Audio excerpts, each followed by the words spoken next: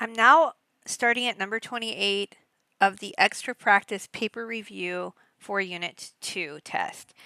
Hannah is buying chocolate chip cookies and snickerdoodles for a class reunion. Each package of chocolate chip cookies contains 16 chocolate chip cookies, and each package of snickerdoodles contains 20 snickerdoodles. What is the least number of each kind of cookie she must buy to have an equal number of each? The wording says an equal number, and it says what's the least number. So what we're looking for when that wording is there in the problem is the least common multiple. So to find the least common multiple, the first thing you're going to do is prime factor each one. So I'm just going to put chocolate chip, and the other one is snickerdoodles. So there's 20 of those. So I'm going to prime factor out 16. 2 times 8. 8 is 2 times 4, and 4 is 2 times 2. Okay, so 16 prime factors out into 2 to the 4th. And 20 is 2 times 10, and 10 is 2 times 5. So snickerdoodles, or the 20, factors out into 2 squared times 5. Now to find the least common multiple, I look through each choice of prime numbers that I see. I have 2 to the 4th, and I have 2 squared. So 2 to the 4th is larger, so I'm going to take that. Now I have a 5 that I have to include as well. So that means 2 times 2 times 2 times 2, which we know gives us 16, and then times 5. So 16 times 5 will give us 80. And that is my least common multiple. Okay, so she's going to have to buy 80 of each kind of cookie. Now it asks us how many package of each she should buy. So if I do the chocolate chip cookies, remember that I need to have 80, and they come in packs of 16. So if I take 80 divided by 16, I will see that I need 5 packages of chocolate chip cookies. Now the snickerdoodles. So again, I need 80 of those, and they come in packs of 20. So 80 divided by 20 is 4. So I need 4 packages of snickerdoodles. Okay, so that's number 28. Let's look at 29. Ayana is planning a party. She has 21 candies and 24 toys to place in party favor bags. Using all the candy and the toys, no leftovers, what is the greatest number of identical party favors she can make? Okay, so let's find the GCF, greatest number of identical. So the GCF, which is greatest common factor. So I'm going to take candies, and I'm going to prime factor that out. So I have 21. And if I prime factor that out, I get 3 times 7. And then toys is 24. Prime factor that out. It's 2 times 12, 2 times 6, 2 times 3. Okay? All right. So candies, I'll just write this out again, is 3 times 7. And toys became 2 times 2 times 2 times 3. Now remember, with the greatest common factor, I'm looking for commonality. What's common to both candies and toys in terms of the primes. And the only prime that's common to both is 3.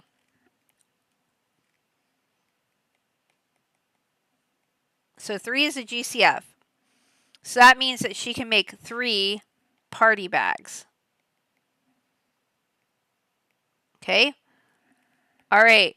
So let's move on, because it says, hey, how many candies are in each one?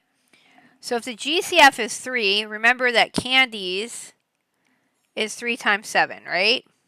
So you can do this one or two ways. You can just cross out the 3 because we used it, and I have 7 left. Or you can take 21 candies divided by 3, which gives me 7. So there's 7 candies in each bag. And then we have the toys. Okay, there's 24. Now that broke up into 2 times 2 times 2 times 3. Again, you can cross out the GCF, which is 3, and then multiply what's left over, which equals 8. Or you could take the total number of toys, 24, and divide it by the GCF, which is 3, and get 8. Okay, so Each bag contains 7 candies and 8 toys. All right. So number 30. Write this number as a whole number or a decimal. We're in scientific notation. The scientific notation, the first thing I have to check to make sure that first value is a value between 1 and 10. And it is. 1.55 is fine. Okay. Now I have a negative exponent. So remember that negative exponents make the number smaller. Okay. So I start with 1.55. My power is to the negative 6 power, so I'm going to move the decimal to the left. Okay, so 1, 2, 3, 4, 5, 6. Okay, so the value is going to be 0.0000. 1, 2, 3, 4, 5. 5 zeros, 155. So 0.00000155. All right, 31. Write this number in scientific notation. Now we're working backwards. So remember, I have to have it in a form as a times 10 raised to some power. Okay? The power determines on the original number. Since my original number is big, I know the power is going to be positive. Okay? Now, I'm going to move the decimal so that a is a value between 1 and 10. So I have to put the decimal between the 8 and the 1. So I get 8.14 times 10 to the. Now let's count how many places I had to move decimal. 1, 2, 3, 4, 5. So 10 to the 5th. So this number in scientific notation is 8.14 times 10 to the 5th. 32. Write the population of the world on August the 1st, 2018 was more than 7,390,000,000. Write this number in scientific notation. Again, I want this form to be a times 10 raised to the whatever power. Remember that a has to be a value between 1 and 10. It can't equal 10, so I have to put a less than sign there. Okay, so first of all, the original number is big, so I know I'm going to have a positive exponent. All right, so I take this. I want, I'm just going to rewrite this, 7,390,000, or 390 million is what I meant to say. So 7,390,000,000. I'm going to move the decimal between the 7 and the 3 to get that value between 1 and 10 times 10 to the.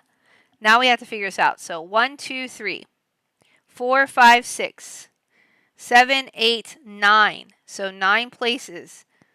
So this becomes 7.39 times 10 to the 9th. All right. 33. Write this base 10 numeral in expanded form. Okay, so remember, base 10 is our system. So I'm going to do 1 times 10 raised to the, and I'll come back to that, plus 5 times 10 raised to the, plus 4 times 10 raised to the, plus 6 times 10 raised to the, plus 4 times 10 raised to the. Okay, let me make sure I have all the values. 1, 5, 4, 6, 4. Okay, great. Now, I start at the back. So the 4 is in the 1's position, so it's 10 to the 0, then 10 to the 1st, 10 to the 2nd, 10 to the 3rd, and 10 to the 4th. Okay? And this is written out. So that's what they want you to do, is to write it out in expanded form. Okie dokie. I'm going to stop here, and I'm going to grab these last two in another video, okay? Because it's a little bit more complicated than the last one. So I just did questions 28 going through to 33. So 28 through 33. Thank you for watching, and hope you do